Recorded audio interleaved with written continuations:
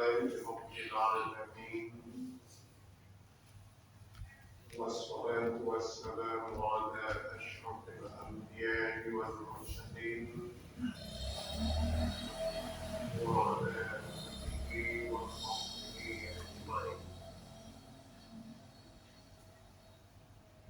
Teman-teman sekalian, marilah sama-sama kita mengucapkan puji dan syukur kita kehadirat Allah Subhanahu wa Ta'ala yang telah melimpahkan nikmatnya kepada kita bersama berupa nikmat iman dan Islam. Selanjutnya salawat beserta salam sama-sama kita ucapkan kepada Muhammad Rasulullah Sallallahu Alaihi Wasallam. Yang terhormat Bapak-bapak dan Ibu-ibu, terutama sekali orang saya hadir pada kesempatan pagi yang berbahagia ini.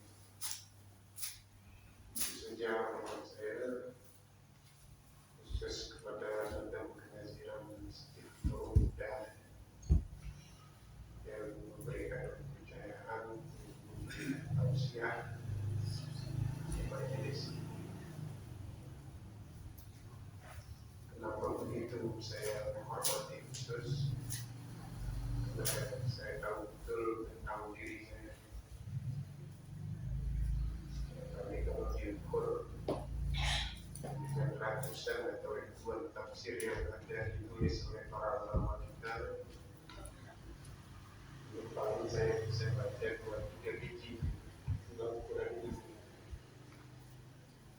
Ada ratusan kitab fikih yang ditulis oleh para ulama, mungkin kita hanya bisa 2 atau 3 biji. Saya beritahu tentang siapa diri saya, tapi alhamdulillah dari pengajian ini segala dengan senang hati masih mau duduk mendengarkan apa yang saya akan sampaikan lebih kurang lebih 40 menit. Semoga saja bisa menyatukan hati kita dalam rangka untuk sama-sama mencintai Allah Subhanahu wa Ta'ala. Dan jemaah yang dirahmati Allah, memang saya diminta mengkhususkan pembicaraan dalam ceramah menyangkut masalah yang berkenaan dengan hati. Tapi terlalu mereka dengan judulnya manajemen kolbun. Jadi saya tidak akan mengerti hari istilah-istilah begitu ya, kita pakai aja lah istilah yang sederhana. Jadi kalau ini judul kita menata hati. Ini bahasa kampung saya, cobalah betul-betul ditata hati kita. Dan tentu kalau judulnya menata hati, bagaimana caranya untuk menata hati itu berdasarkan petunjuk Allah yang memberikan hati itu.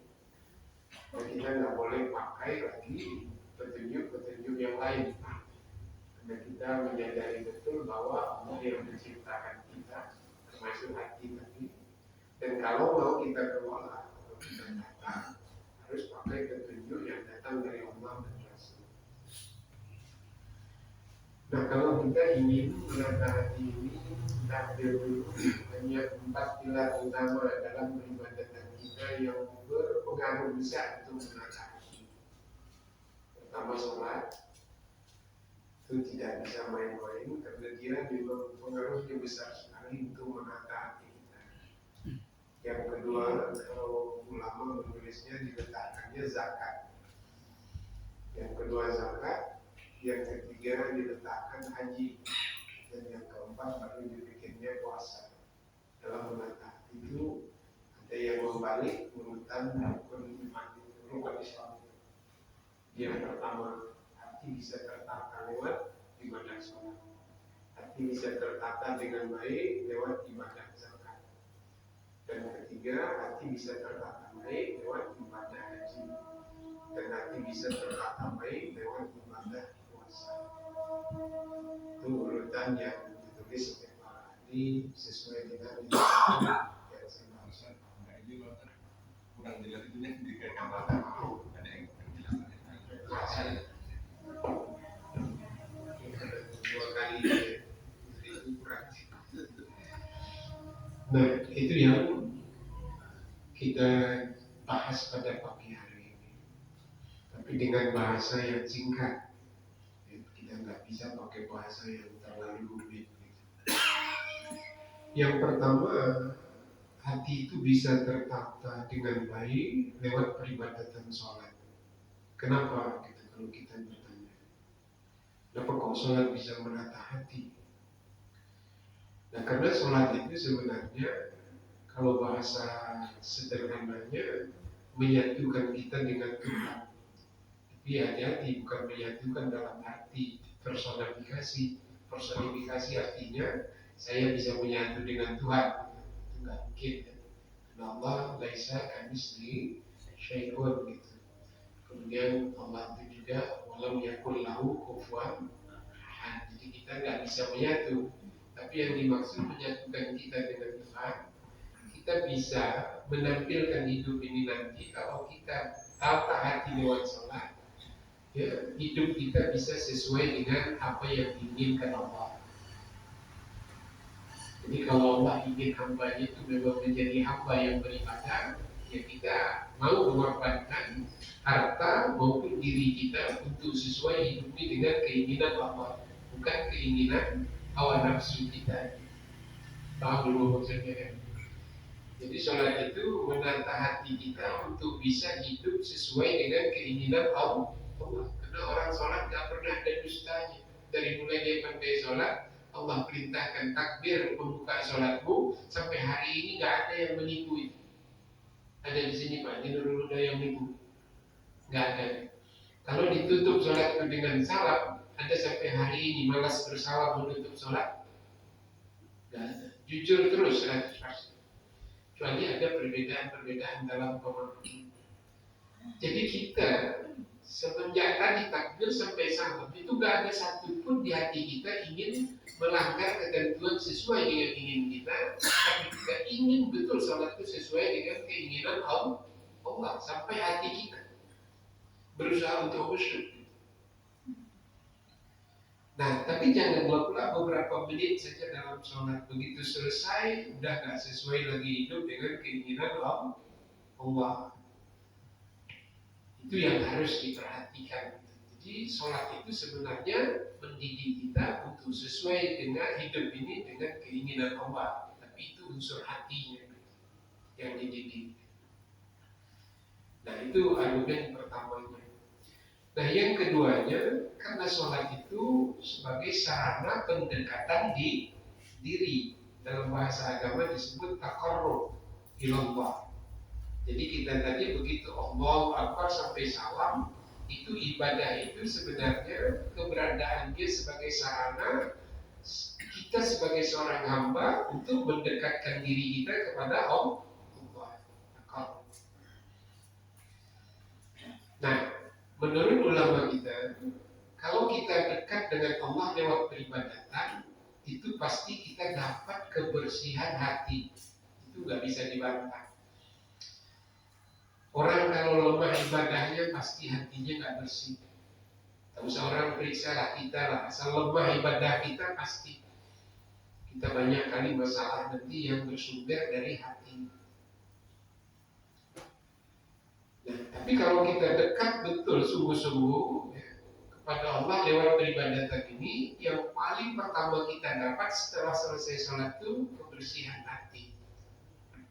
Itu cara menatanya. Jadi itu betul-betul ada di dalam pemikiran kita. Kalau bahasa orang sekarang apa namanya, mindsetnya di otak kita ini ada rumusan bahwa sholat itu sebagai sarana pendekatan diri.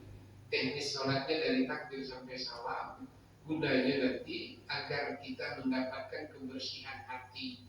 Karena seluruh perkataan, perkataan sholat itu, kolbunnya hati sholat itu, perbuatan sholat itu gak ada satupun yang melanggar aturan yang ditetapkan Allah. Jadi orang sholat itu ingin betul sesuai dengan apa yang diaturkan Allah. Maka dalam bahasa fikihnya apa itu? Sesuai dengan tuntunan Al-Quran dan Sunnah. Itu bahasa hukum fikih. Kalaupun ada kekurangan itu faktor internal kita, itu nggak ada masalah besar sekali. Cuma selalu dibesar-besarkan. Pokoknya kalau ada bacaan ibu agak tebal lidah kita sedikit, salah bacaannya nanti salah makna bisa masuk neraka, enggak, itu faktor kita. Allah lebih tahu lidah kita agak tebal ya bagaimana membaca sin yang bagus gitu kan. Jadi itu faktor-faktor internal kita yang Allah juga menciptakan kita bersuku, berbangsa yang ada kelemahan. Jangan berambisi kali nanti untuk membaguskan bacaan sehingga ya sehingga bapak-bapak harus dikrok lagi tahsin kul huwallah aja udah 4 bulan tak pindah-pindah. A'udzu itu aja terus yang di akhirnya nanti a'udzunya belum selesai kita mati. Beribadah adalah sesuai dengan kemampuan kita, tapi jangan diabaikan semangat belajar kita terus. Tapi jangan terlalu ditekan kali, karena ingin belajar sehingga a'udzu aja 4 bulan. Sejak 4 bulan guru gajinya ngajar a'udzu. Kalau kita nanti orang kampung kan kul huwa, wallah. Dan itu wa, bukan wa. Kalau orang-orang Melayu kan banyak punya terbaca pula kul huwallah tanpa sadar gitu. Itu dibenahi juga sikit-sikit gitu. Tapi jangan ingin kali karena Allah tuntut fattaqullah mastata'tum.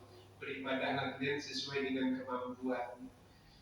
Kalau ada yang maksa kali udahlah itu yang mampu aku. Jadi bisa ibu paham kan? Jangan mau masuk TK pula tadi ikro 1, ikro 2 ya udahlah ikro lah ya kan sambil-sambil diperbaiki juga kalau yang bisa karena itu faktor internal manusianya. Hati kita kan hati ini judulnya, hati kita nggak ada ingin mau salah, tapi itulah kemampuan. Nah itu paham. Jadi kita dekat dengan Allah tuh nantilah ibadah itu bersih hati. Nah, kata ulama kita juga berdasarkan buku-buku hati yang dibahas, kata dia kalau awak bersih hati itu ada 2 kecenderungan. Kecenderungan orang. Jadi awak menengok orang bersih hati itu tengok aja nanti. Kalau dia semangat ingin menjadi orang benar tinggi, jadi orang baik tinggi, itu tandanya orang bersih hati. Tapi kalau ada proyek baik dia mau buang badan aja, itu tanda hati belum bersih. Kalau ini sedang ada proyek ini, dia mau buang badan, sudah siap nanti baru dia rajin sholat. Kalau sudah ada proyek, dia betul-betul sholat. Sudah siap masjid dan semua, baru berebut jadi azir. Itu tandanya kita belum bersih hati. Tapi jangan hati orang diperiksa. Itu nggak boleh. Kalau ngaji gini nggak boleh periksa-periksa orang, karena hati itu rahasianya antara kita dengan Allah. Berbicaranya lah kita begini, periksa hati masing-masing. Saya dari rumah tadi macam mana ngajar nih, hati saya periksa betul tulus enggak, sehingga saya bawa pasukan 2, tapi istri saya bawa anak 1. Karena saya tak tahu bukan nanti tak sampai-sampai saya orang sini. Tolong dulu saya bilang, kita dari jalan India ini masuk kapalnya lebih dekat itu saya masuk, jumpa terus jalannya, alhamdulillah. Kalau saya nggak sampai itu, tadi sudah dijanjikan bapak, tahu juga dia gaya saya, perlu ditunggu nggak kan? Karena tahu dia kita dalam bergabung dulu, tak begitu mengerti kali kecanggihan dunia ini. Nah sudah, jadi tolong kita betul-betul benahi sholat dalam internal diri kita, kemudian dibangun dalam kelompok masyarakat berjemaah, sehingga nanti individu, keluarga, masyarakat dekat dengan Tuhan, maka masyarakat di sekitar ini akan terjadilah orang yang bersih hatinya, dan kalau bersih hatinya dia udah cenderung jadi orang baik dan jadi orang benar. Itu target. Jangan sholat dia tapi tak juga jadi orang benar. Kesalahan juga itu. Sholat terus, tapi maksiat terus, gitu. Ngambil orang punya terus, gitu. Pulang pula ambil selok orang lagi gitu, sholat juga, pokoknya begitulah kira-kira. Dan itu jangan orang dicari-cari, tapi kitalah yang kita perbaiki. Dan itu satu. Jadi itu sebenarnya argumentasinya, maka sholat itu salah satu sarana untuk betul-betul menata hati kita dengan baik, karena dia membangun kesatuan kita dengan Tuhan. Nah, itu yang pertama. Nah, yang kedua,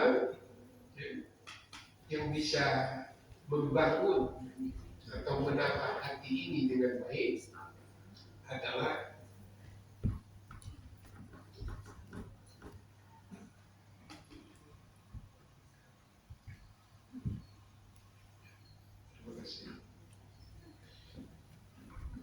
zakat. Nah, kalau tadi hati tertata baik dengan sholat, itu hubungannya dengan Tuhan. Jadi orang sensitif, ya, sensitivitasnya tinggi betul. Ini baik, ini benar, ini halal, ini haram. Jadi sensitivitasnya tinggi. Jadi kalau ini hak aku, ini bukan hakku. Jadi dia nggak mau mengambil yang bukan haknya. Saya kalau ditanya, ada beberapa bulan yang lalu di pengajian saya ditanya, apa hukum mengambil mangga yang berbuah di pinggir jalan? Ngambilnya sambil pulang dari masjid. Jadi saya kan penceramah bukan penceramah fikih, dan memang saya tidak ahli, walaupun saya baca fikih, tapi nggak pernah saya bertugas mengajar fikih.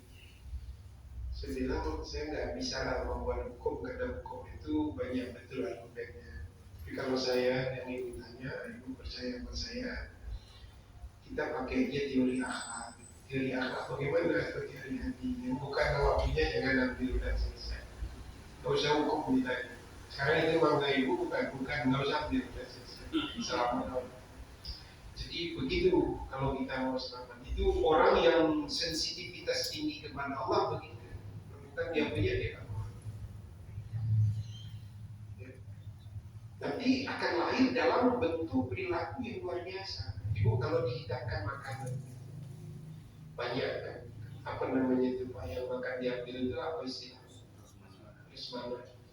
Jadi kalau dihidangkan, ibu duluan ngambil, saya mau tanya, ibu ngambil banyak atau dikit? Makanannya banyak, ibu duluan, ibu ngambil banyak atau dikit atau sedang? Dan kalau kita nanti udah hati itu bagus betul sesuai dengan Tuhan, sensitivitas kita tinggi. Oh ini makan untuk orang ramai, aku duluan, maka aku ngambil paling tinggi sedang, karena ada orang di belakang. Kalau ada udangku jangan nyampe di angka 4, paling banyak 2. Nanti habis dari orang gitu. Itu orang yang luar biasa hebatnya kalau hatinya udah cenderung untuk jadi orang benar, jadi orang baik. Kalau benar itu hubungannya ke Tuhan, kalau baik hukumnya hablum minan nas. Jadi itu yang mau dibangun. Jadi sebenarnya berceramah ini tidak mudah. Kalau bangun masjid itu mudah, jadi saya rasa berapa tahun sudah bisa siap. Tapi membangun orang dalam masjid ini tidak mudah. Udah siap masjid itu nanti berantem juga. Bangunnya berantem, siapnya berantem. Mau jadi nazirnya berantem. Untuk paham pun nanti berantem. Jadi tak ada selesainya kalau tak bagus hati. Tapi kalau bagus macam kita ini tidak ada apa-apa, ya pindah dulu. Saya pun bukan dari sedap juga dari sana. Sebab saya jauh juga barangkali kalau ditengok-tengok gitu. Tapi enggak, saya biasa ceramah subuh saya di biji biasa. Saya ceramah subuh di tebing besar. Saya bintang 4 tahun ya. Ketiga orang kan. Tidak ada yang payah-payah dalam itu. Karena ini tadi mau berangkat kembali, tapi jam 3 itu bangun. Tidak ada sempat masalah orang begitu. Bangun jam 3, jam 4 selesai meninggalkan. Nah itu yang kedua adalah zakat. Kenapa zakat bisa membersihkan hati? Karena zakat itu membangun kesatuan kemanusiaan. Itu dasar argumentasinya yang paling tinggi itu kalau menurut dunia ini. Zakat itu kemanusiaan. Kalau sholat itu ketuhanan. Jadi kemanusiaan. Kalau zakat, coba tengok rumus zakat. Zakat itu kan saya punya harta, kemudian diberikan batasan oleh agama. Apa namanya dalam zakat? Dalam fikih apa itu? Nisab ya. Nah, nisab. Jadi ada ukuran harta saya harus keluar zakatnya. Dan ada mustahil orang yang berhak menerima. Nah, harta saya yang saya cari dengan halal sampai batasnya kata Allah, kamu harus keluarkan karena ada hak orang lain. Jadi orang yang dididik hatinya lewat zakat itu nggak akan mau ngambil hak orang lain. Sedangkan hak orang lain yang ada sama dia, yang bisa disimpan-simpan orang tak tahu aja pun dikeluarkan. Apalagi mau mengambil hak orang lain. Nah sekarang ini ada nggak orang zakat tapi juga mau ngambil orang punya? Di mana itu letak orang? Kan itu yang kita kenapa? Karena nggak bisa dia mendidik diri dia lewat zakat itu. Karena kamu kalau punya harta sampai batas tertentu ada hak orang lain yang harus kau keluarkan. Sehingga ditetapkan Allah siapa yang bakal menerimanya itu ada fakir, ada miskin. Itu dalam kekayaanmu ada hak orang lain. Itu pun yang kita aja yang tahu dengan Tuhan kita keluarkan. Masa ada orang berzakat lagi masih mau mengangkati orang punya dibawa ke rumahnya itu berzakat lagi berselemah terus diambil orang punya dikeluarkan diambil orang punya dikeluarkan maka dunia ini akan rusak serusak.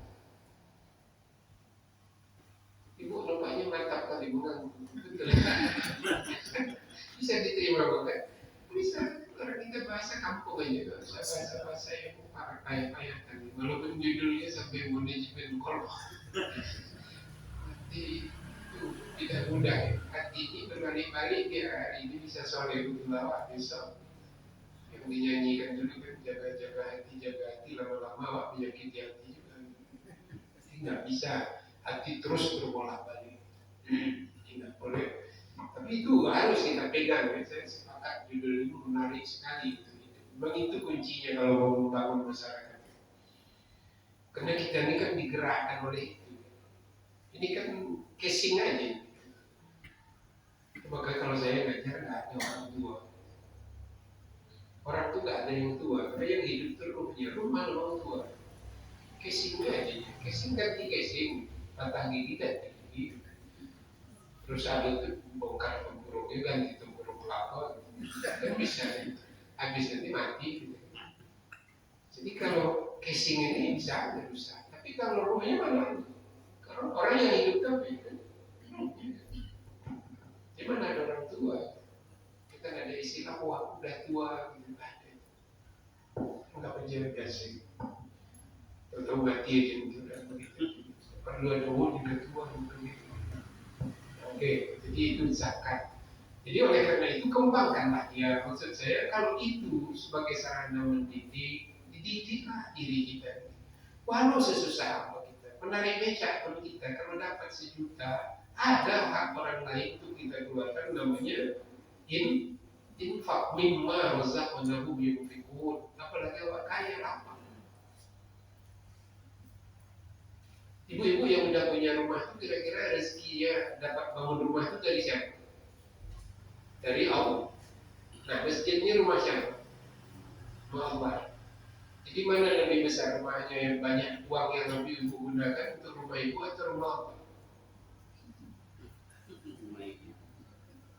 Coba kuat sedikit. Rumah ibu atau rumah Allah?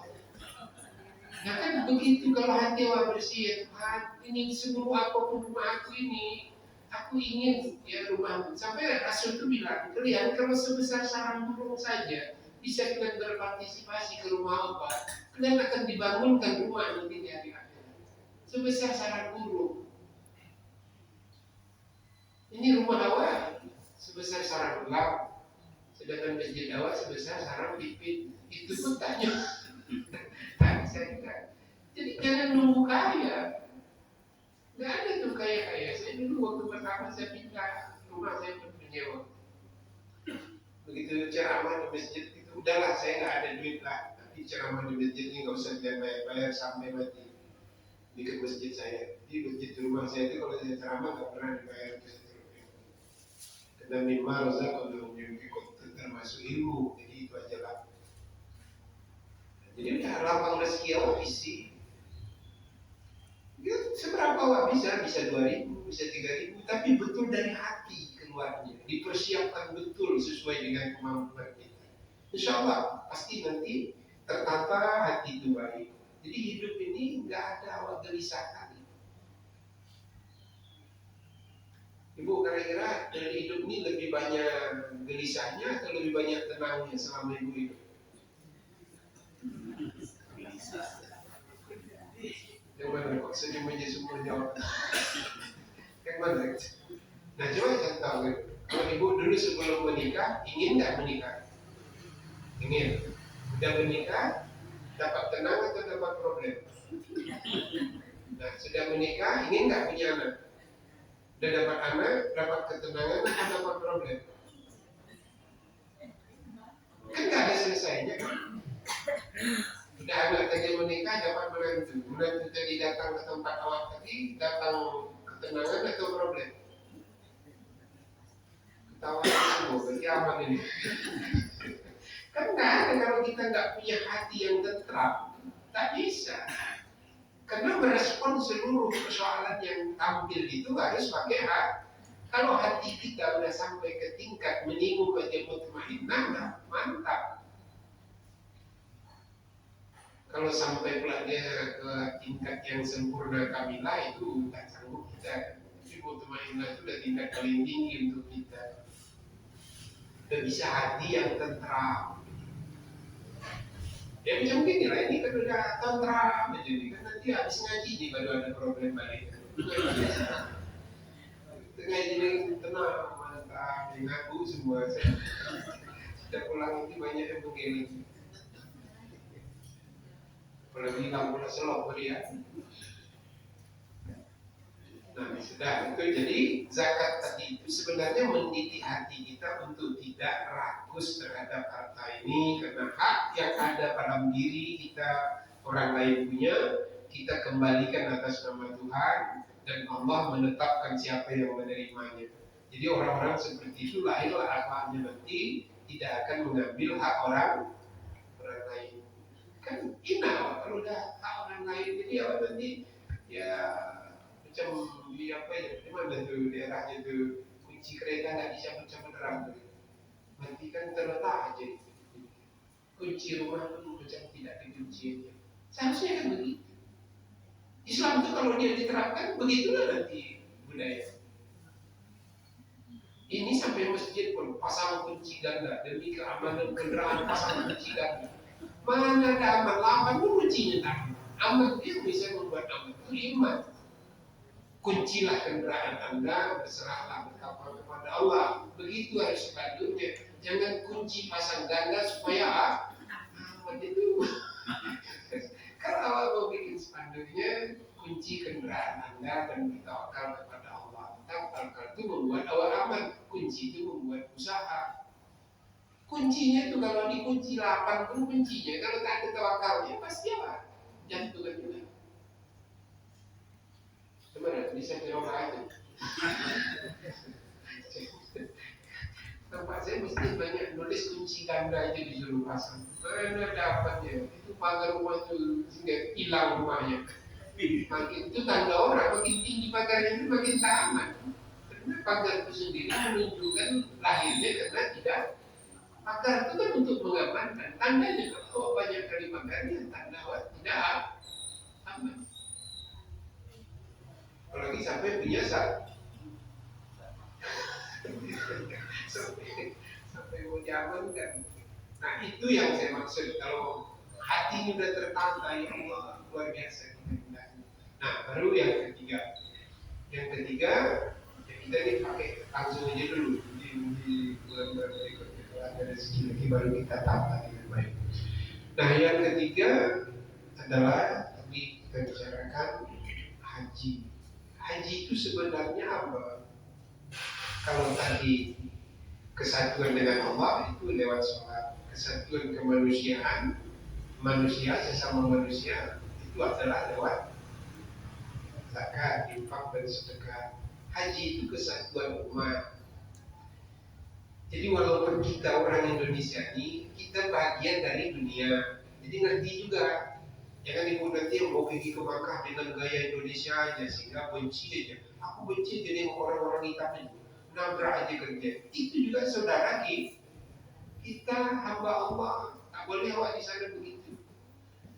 Gak ada hebat gitu. Hebat kita di mata Tuhan adalah karena kita takwa, bukan karena hitam atau putih Indonesia atau. Jadi haji itu setahun sekali orang disuruh berkumpul ke sana supaya menyadari bahwa Islam itu mengajarkan persaudaraan dunia.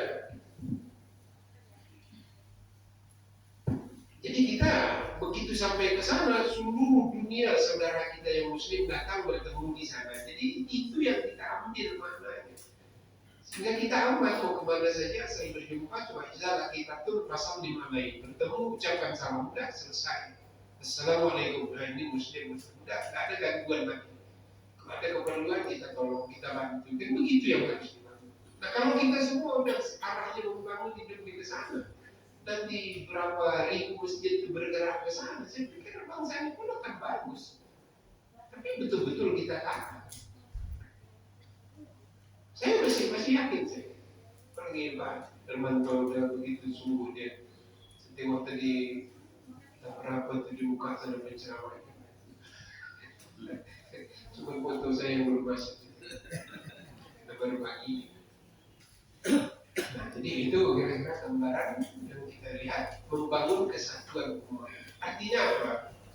Jadi kita orang Indonesia ini juga nggak akan bisa hidup kalau hanya Indonesia saja karena dunia ini global.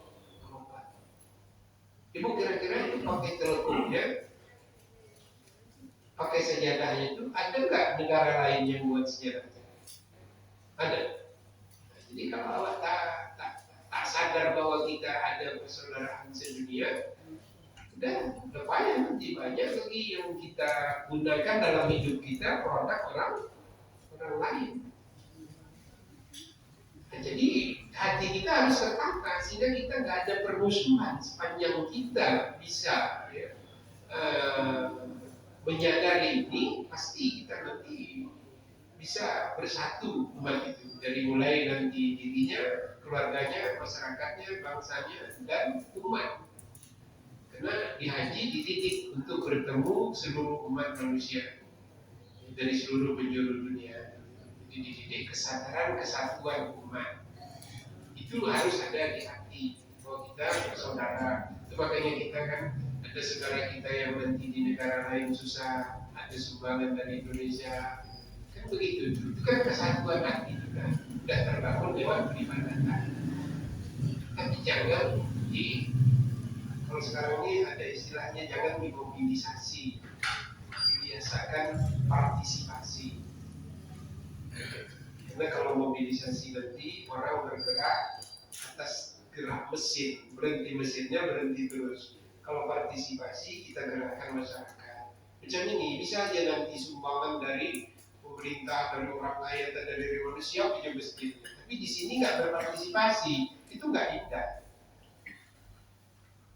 Saya dulu waktu buat masjid begitu. Jadi dianjurkan dalam rapat pertama buat proposal, nggak sebelum. Masa awal yang membuat masjid minta pula dulu. Kalian dulu berapa tulis, kalian panitia tulis berapa mobil, berapa sasemen. Saya masjid cuma tulis. Bisa dua tulis gitu. Jangan pula nak minta ke kantor sana, kau aja belum ngasih satu sak belum, udah minta gitu. Tak boleh begitu. Harus terlibat gitu. Jadi berpartisipasi, walau satu batu bata, tapi kita berpartisipasi. Kita nggak boleh ya kalau kita mobilisasi mobil itulah kan yang berjalan asal rusak mesinnya, businya aja nanti rusak kan nggak jalan lagi ya. Jadi kita nggak boleh dimobilisasi tapi harus dilibatkan masyarakat, partisipasi semuanya. Itu yang betul-betul alhamdulillah kita bisa. Nah, itu yang ketiga. Yang keempat, yang terakhir adalah puasa. Apalagi kita masuk puasa, itu mendidik hati, menata hati. Hubungannya dengan takwa. Karena takwa itu kesadaran bertuhan. Takwa itu kesadaran bertuhan yang disesuaikan hidup ini sesuai dengan keinginan Tuhan. Namanya saya sadar Tuhan, saya mau minum, pasti saya mengambil minuman dengan tangan kanan karena ingin Tuhan saya lewat hadis Rasul minum itu harus pakai kanan. Kemudian ingin Tuhan saya sesuai dengan hadis Rasul minum itu harus pakai Bismillah. Itu namanya orang takwa.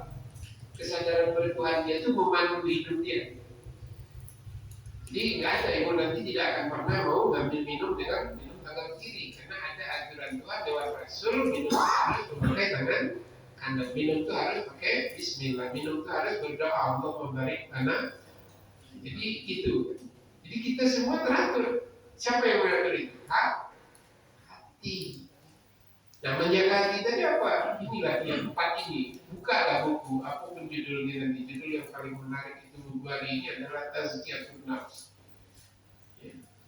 Itu banyak betul judul bukunya penulis yang berbeda. Saya pikir puluhan aja, saya mungkin ada 10 buku saya judulnya Tazkiyatun Nafs.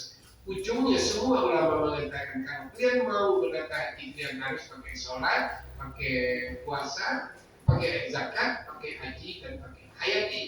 Insya Allah nanti hati kita akan bersih. Kalau hati kita bersih, yang menggerakkan hidup tuh ini hati. Jadi saya mau minum, hati saya menggerakkan aman, ambil pakai tangan kanan. Jangan.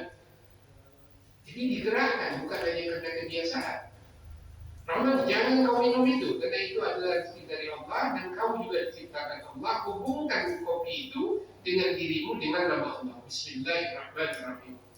Kopi ini dari Allah, saya ciptaan Allah, maka masuk kopi harus atas nama Allah. Begitu orang bertakwa. Jadi bayangkan kalau ada kata itu berjalan dalam hidup kita ini, dalam sistem hidup kita yang kita masyarakat budayanya, apa namanya Pak? Di desa Kuliah itu ini, barangkali saya pikir udah amat betul. Saya udah ada bentuk, saya dugaan saya bisa. Hampir 80% gitu, bisa. Tinggal kita coba aja. Nah, barangkali itu aja dulu membuka kita pagi ini. Yuk kita tata hati. Apa judul itu? Kalau saya tanya nanti bulan depan kalau ada beberapa. Apa judul kita pagi ini?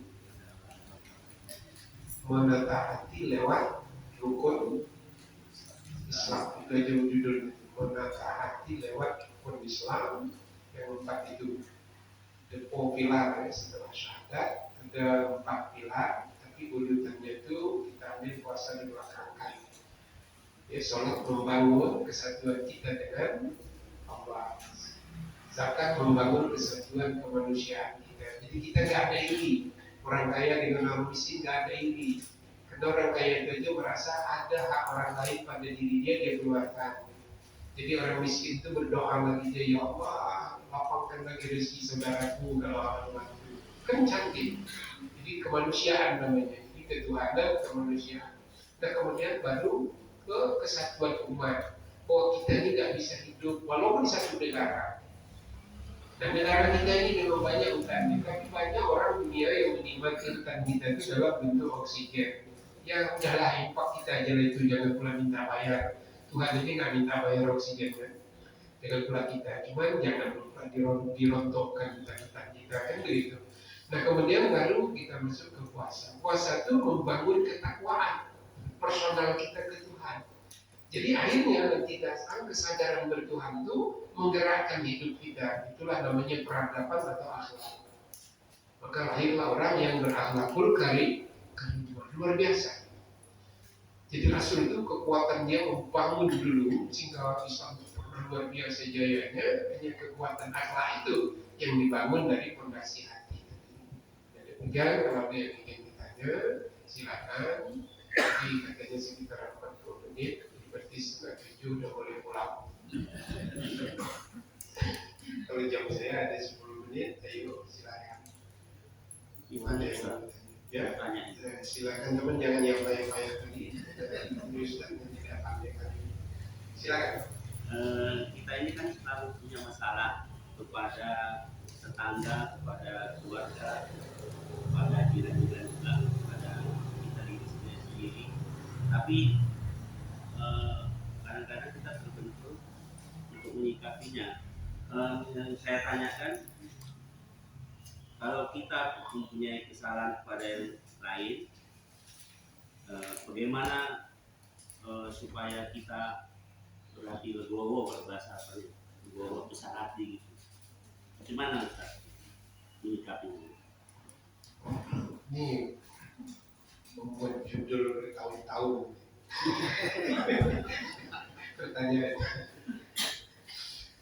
Nah, ini kan begini, kalau kita sebenarnya mau tidak banyak masalah antara kita dengan orang lain, satu aja lah, kalau saya yang banyak yang ada hubungannya dengan siapa.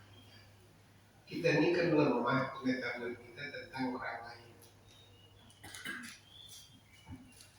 Kita kan lebih banyak sebenarnya, saya tanya dulu, kalau ada kesalahan kita dengan kesalahan orang, itu sebenarnya yang paling banyak mana? Yang paling banyak kita tahu salah siapa? Salah kita. Tapi yang paling mahir kita, nah itu ilmu itu yang saya tengok kita lemah sekali. Jadi sebenarnya orang lain itu kalau kita bilang salah, dikit tadi. Karena seberapa lah kita tahu tentang dia. Itu saya pernah ada dengar kaset almarhum Jainuddin. Kalau kata dia ada dua setan nak menggoda orang ke masjid. Berangkat yang pertama satu, dia nak menggoda orang sholat. Tapi di depan pintu itu ada pula orang tidur satu. Tapi setan tadi puntang-panting disebabkan oleh orang tidur. Jadi begitu pulang, dia kena bawa pulang. Sanggup aku masuk. Itu ada orang tidur, tapi alim betul. Jadi tak jadi kau mengganggu orang sholat. Enggak, orang sholat tadi aku pegang di tangannya udah terganggu semua. Jadi artinya, jadi kita kalau bisa ngerti orang lain, nanti orang lain itu nampak kita macam tidur, tapi di mata Tuhan dia alim. Ada nampak orang di mata manusianya alim, tapi di mata Tuhan muncul setan. Nah itu yang kita kurang, kita nggak mampu melihat itu. Jadi oleh karena itu satu aja ilmunya kalau memang belajar terus memahami orang lain. Caranya bagaimana? Sami'an basiro. Ya. Itu di dalam surah As-Sajdah. Baca sejadah di sini kalau sebelum mati. Pakai siapa yang bawa jadi bahasa bisa di mana ada? Nggak ada. Itu ada. Kalau di dalam sejadah ada, di dalam arisatnya, di arisat itu kan pertama saja kedua arisat. Kan kita kan ambil dari baca amro sami ambasiro. Kita diuji oleh Allah, oleh karena itu dikasihnya pendengaran dan penglihatan. Kita lebih banyak pendengaran, penglihatan keluar, tak pernah melihat ke dalam. Jadi akhirnya luar lebih tahu kita daripada yang dalam. Jadi kalau bahasa keren hari ini namanya kecerdasan emosional. Kecerdasan emosional itu selalu membuat keputusan sesuai dengan kemampuan kita memahami orang lain. Seorang ibu, dia punya kemampuan yang masih mantap lagi, tapi anaknya udah berumah tangga. Ada yang berumah tangga asal datang bawa makanan. Ada yang satu asal datang menanya makanan yang mau diangkat. Nah kan kalau kita paham itu kan dua-duanya itu menarik. Yang satu membawa, ya tidak ada persoalan. Kalau membawa ada yang menerima. Jadi yang satu kalau datang dia mau bawa pulang. Ya kalau begitu yang ibu punya ada yang terbawa pulang. Kalau kita paham itu, dua-duanya itu kan punya kelebihan. Adapun kita punya tak ada orang yang bawa pulang, itu apa? Bapak punya harta, tak ada orang yang mau menerima. Udah makan kau sendiri lagi. Itu apa? Kalau paham orang, awak punya harta pun mumpung ada orang mau menerima. Nyawa sombong pulang, aku yang ngasih kau. Ya udah makan aja. Kok bisa kau hidup sendiri? Kau gaji mau 10 juta, punya uang untuk 10 juta. Jilbab aku yang menjahit, aku jual sama kau. Sambung-sambung duit kau tuh bikin jilbab. Kan nggak bisa. Kita lupa betul itu. Kenapa? Karena teorinya kan begitu kan. Ibu ingat, atau bapak ingat kan teori Sinta. Jadi cinta itu kalau Allah udah jatuh cinta kan hilang keburukan orang, itu kan hati itu. Kalau Allah udah cinta betul sama orang, pasti buruk orang itu hilang. Cuma kayak ibu banyak menyesal sama suaminya. Karena dulu hilang buruk bapaknya waktu jatuh cinta, udah jadi baru. Betul nggak ya? Ada betul atau enggak? Apa sih? Siapa yang jawab betul? Jadi kira-kira begitu. Jadi sekarang ini kalau awalnya manusia itu semua dia mencintai dirinya. Jadi dia kalau dia udah tinggi karena cinta diri, tak bisa. Itu maka mau ditata hati itu. Pasti aja tertutup nanti kalau dia cinta diri, dia payah kali melihat kelemahan dirinya. Maka Allah mengatur cintailah Allah di atas segala-galanya, cintailah Rasul di atas segala-galanya. Cintailah saudara melebihi cintamu terhadap diri sendiri. Kan begitu tata aturan cinta. Kita tidak lebih kita cintai diri dari orang lain, sehingga cinta diri kita membuat kita nggak bisa melihat kelemahan kita, dan cinta kita tadi menutup, membuka belah kepada kelemahan orang. Nah, jadi kalau tadi problem itu harus kita belajar memahami orang lain. Nanti ada babnya. Jadi sabar aja lah. kita akan nanti susun judulnya konsep hati untuk bisa memahami orang lain. Indah sekali ke bawah. Istri saya ada suku Jawanya, Melayu. Saya Melayu total, suka gulai lemak. Sedangkan istri saya suka gulai asam. Ini contoh aja. Nah, ketika dia masak gulai asam itu perut saya udah bunyi. Tapi saya tahan, hirup aja lah, biar aku menderita sebentar demi kesenanganmu menghirup. Itulah namanya orang paham orang lain. Dia mampu menahan penderitaannya sedikit demi kesenangan orang. Kita terbalik, kitalah yang ingin senang walaupun di atas. Itu tanda hati belum tertata. Kita sampai situ aja besok.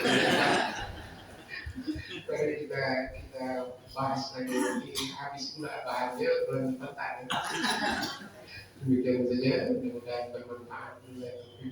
Assalamualaikum warahmatullahi wabarakatuh.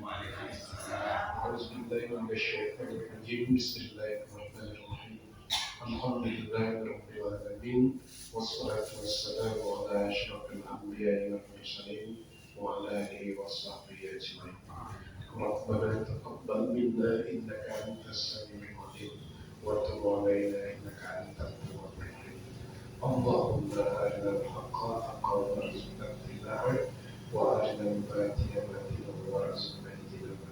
ربنا آتنا في الدنيا حسنة وفي الآخرة حسنة وقنا عذاب النار. وصلى الله وسلم عليه والحمد لله رب العالمين. تقبل الله منكم.